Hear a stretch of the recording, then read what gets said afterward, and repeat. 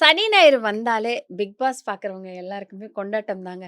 யார் யார விஜய் சார் வச்சு வாங்க போறாரு அப்படிங்கிற ஒரு அ காத்திருப்பு இருந்துட்டே தான் இருக்கும். அதுல இப்ப என்ன நான் கேட்க போறேன்னா, பிக் பாஸ் வீட்டுக்குள்ள இந்த வாரம் யார் மேல மக்களோட பார்வை அதிகமா இருந்திருக்கும் அப்படின்னு நினைக்கிறேன்னா, கோர்ட்ல வாதாடின வக்கீல் விக்கல் விக்ரம் அவர்கள் செமையா வாதாடினாரு. ஸோ பயங்கரமா ஆக்சுவலா அவர் வாதாடினாரா? விக்ரமாவே வாழ்ந்தாரா? அவர் உள்ள இருந்த வெஞ்சன்ஸ் எல்லாம் அப்படி வெளிய எடுத்து போட்டாரா?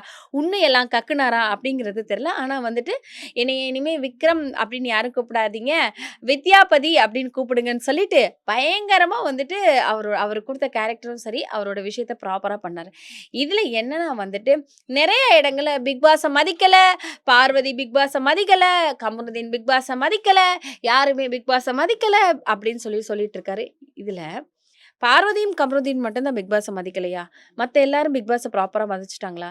கனி வந்துட்டு ஒரு டாஸ்க்ல ஜெயிலுக்கு போம்போது, பிக் பாஸ் வந்து பேசினா தான் நான் ஜெயிலுக்கு போவேன் அப்படின்னு சொல்லிட்டு சில விஷயங்கள் பண்ணிட்டு இருந்தாங்க. Number 1. Number 2 FJ, Diwakar, Parvathi 3 பேரும் ஜெயிலுக்கு போணும் அப்படின்னு சொல்லும்போது, எஃப்ஜே அவர்கள் வெளிய விளையாண்டுட்டு, வெளிய பேசிட்டு, அங்க இங்க நின்னுட்டு ஏனோ தானோன்னு ஆட்டிட்யூட் காமிச்சுட்டு, அதுக்கப்புறம் தான் அவர் உள்ள போனாரு. அந்த இடத்துல அவர் பிக் பாஸ மதிச்சாரா? இன்னொன்னு, அ திவ்யாவா இருக்கட்டும், சாண்ட்ராவாக இருக்கட்டும், ஒரு டாஸ்க்ல எனக்கு தல வலிக்குது.